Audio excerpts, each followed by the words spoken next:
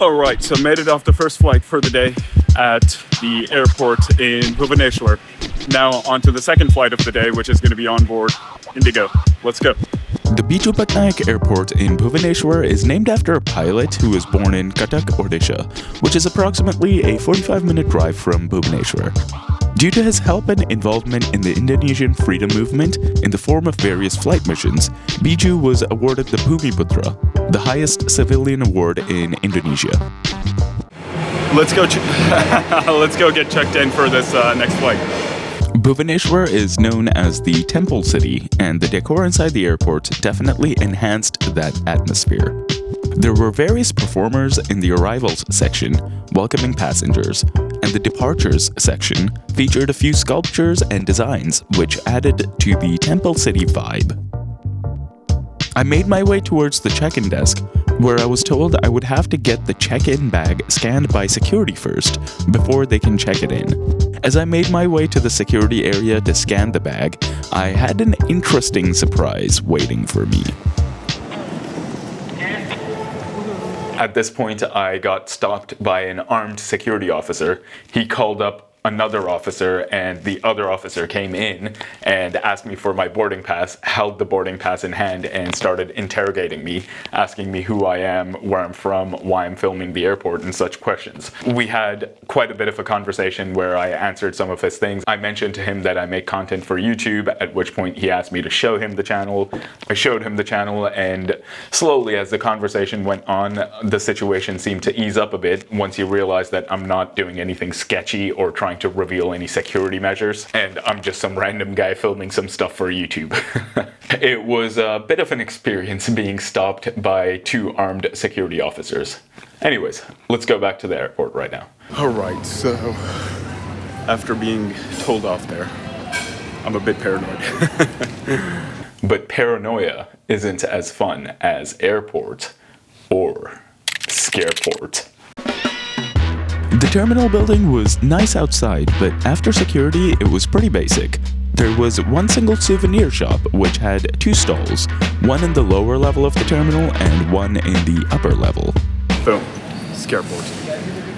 A variety of different restaurants and cafes could be found at the airport here. For breakfast today, I went with the paneer tikka sandwich. It was okay. It was a bit on the dry side. Decent amount of food options here. +1. Airport.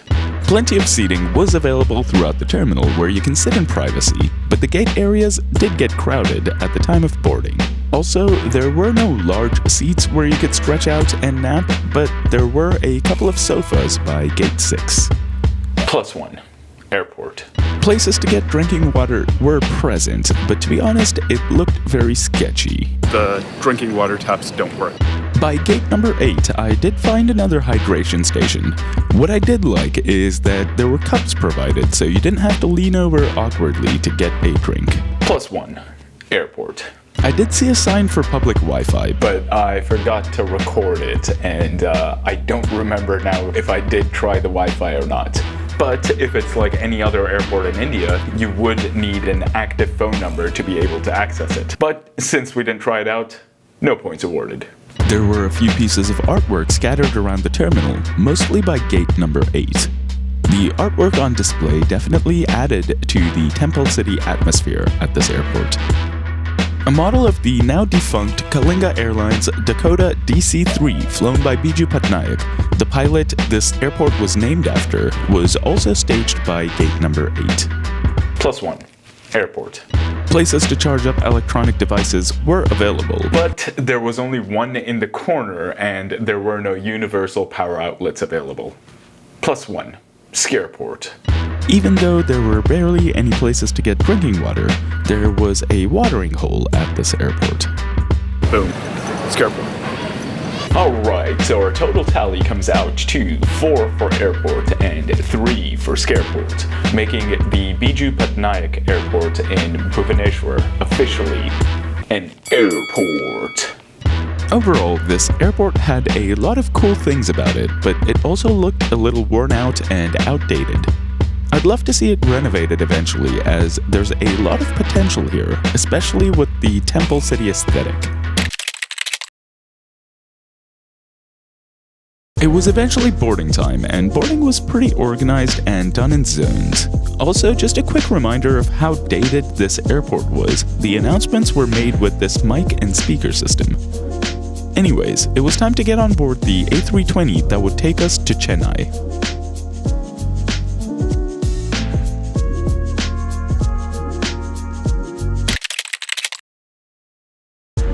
The seat on board this IndiGo A320 did have decent padding, especially compared to Go Air and Akasa.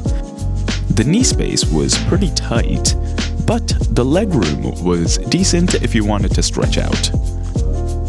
The seat back pocket contained the IndiGo Hello 6E in-flight magazine, a safety information card, and some brown gunk, which I was hoping was food and not what comes after it. The tray table was the toddler dining table style tray, similar to the one on board Go First. No pull-out, push-in functionality, just a standard tray. The overhead panel consisted of individual AC vents, individual reading lights, and the call for attendant button. The seat also had a recline feature. Overall, the cabin was a pretty basic, low-cost carrier cabin, but it looked like it had been well maintained.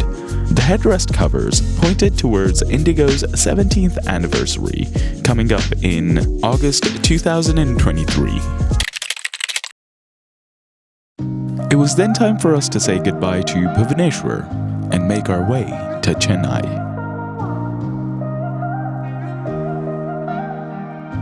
Go to your seats for takeoff, thank you.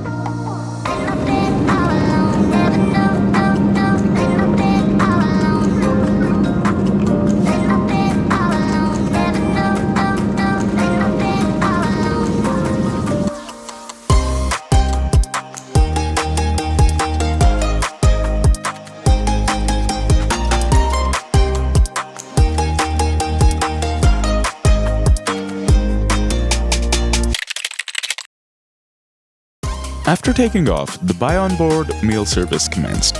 The menu could be found in the IndiGo Hello 6E magazine. As you can see here, there were a variety of different sandwiches and snacks available for purchase on board. Although there were alcoholic beverages listed in the menu, none were available for purchase on board, as this was a domestic flight within India, and sales and consumption of alcohol on board domestic flights is prohibited. On international routes, these items would be available for purchase. It was also interesting to see that there were food options which were specific to certain international routes as well. I had completely forgotten that I had pre-ordered a meal for this flight at the time of booking, so I was surprised to receive this vegetarian biryani. Once again, an instant meal option and not a pre-cooked one. Knowing that hot meals are instant meals and not pre-cooked, I would have probably opted for a sandwich instead. The meal came along with a spoon and a napkin, and also a choice of beverage, but I just opted for 2 cups of water instead of a beverage. The cups did have this spot the lie game on them. Do you know which one's the lie? Let me know down in the comments below.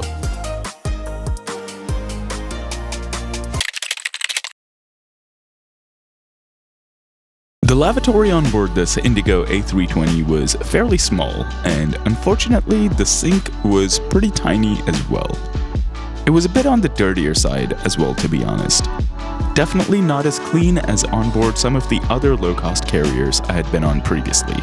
Fixtures included a power plug, an AC vent, a coat hook, and a baby changing station.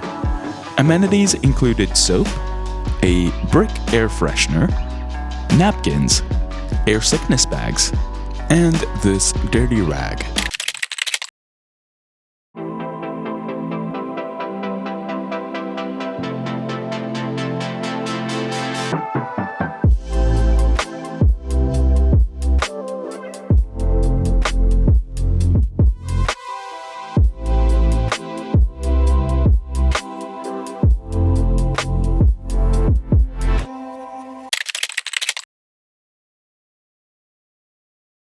Alright guys, so IndiGo Airlines. The hard product on board this flight was alright. It was just very slightly better than Go First or Akasa in terms of seat comfort. The soft product, the cabin crew were polite, but there was nothing that was very noteworthy. The overall experience was a pretty standard low-cost carrier experience. There was nothing memorable or standout about this flight. Would I recommend them over other carriers in India?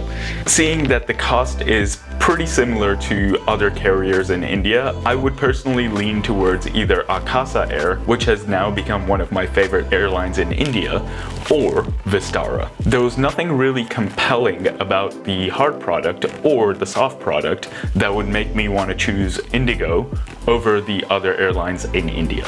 If you'd like to know more about why Akasa is one of my favorite airlines in India, check out my video on Akasa Air. Anyways, I'd love to hear from you guys now.